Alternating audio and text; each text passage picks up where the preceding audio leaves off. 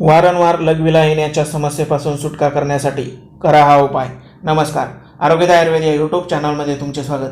मित्रांनो, आपल्या शरीरात 70% पाणी असते. काही कारणाने शरीरातील पाण्याची पातळी यापेक्षाही वर जाते. अशा वेळी ही बहुमूत्रतेची समस्या जाणवते. अनेक व्यक्तींना यामुळे रात्री अपरात्री अनेक वेळा लघवीला उठावे लागते. कधीकधी जास्त तहान लागते आणि पर्यायाने जास्त वेळा लघवीला लागते. तुम्ही जर अशा वारंवार आणि अवेळी लघवीला येण्याच्या समस्येने त्रस्त असाल तर आजचा हा उपाय तुम्हाला हमखास फायदेशीर ठरेल. चला तर पाहूयात हा उपाय कसा बनवायचा. पण यापूर्वी तुम्ही जर आमच्या चॅनलवर नवीन असाल आणि अजूनही आमचा चॅनल सबस्क्राईब केला नसेल तर लगेच व्हिडिओ खाली लाल रंगाचे सबस्क्राईब बटन दाबून शेजारी बेलवर क्लिक करा आणि आमच्या असेच आरोग्यवर्धक माहितीने परिपूर्ण व्हिडिओ सर्वप्रथम पहा. मित्रांनो, आजचा उपाय बनवण्यासाठी आपल्याला आवश्यक आहे हे तीळ. वारंवार लघवीची समस्या मुळापासून नष्ट करण्यासाठी हे तीळ फार उपयुक्त असतात. या उपायासाठी रेग्युलर पांढरे तीळ न वापरता काळे किंवा तांबडे तीळ वापरायचे आहेत. रोज 10 ग्रॅम या तिळाच्या सेवनाने शरीरात रक्ताची व कॅल्शियमची वाढ होऊन ॲनिमिया व हाडांचा ठिसूळपणा कमी होतो.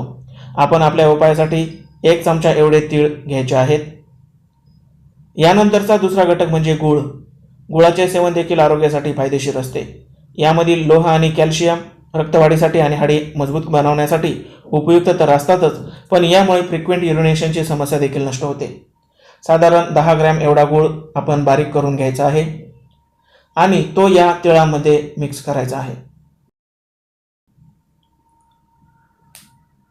हे दोन्ही घटक व्यवस्थितपणे मिक्स झाल्यानंतर आपला उपाय तयार झाला. याचे सेवन जेवणानंतर दिवसातून 2 वेळा करायचे आहे. 2-3 दिवसातच तुमची वारंवार लघवीला येण्याची समस्या, सतत तहान लागण्याची समस्या नष्ट होईल. हा उपाय चालू असताना एक आयुर्वेदिक औषधयुक्त पाणी प्यायचे आहे.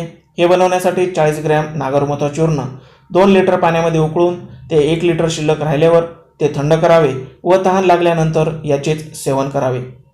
नागरमोथा चूर्ण आयुर्वेदिक औषधी दुकानामध्ये सहजपणे उपलब्ध होते. याशिवाय सूर्यनमस्कारासारखी योगासने करावीत. आहारातून भात आणि ताक काही दिवस पूर्णपणे वर्ज्य करावेत. रात्री झोपण्यापूर्वी दूध पिण्याची सवय असेल तर ते देखील बंद करावे. माहिती आवडल्यास गरजवंतांना देखील शेअर करा. धन्यवाद.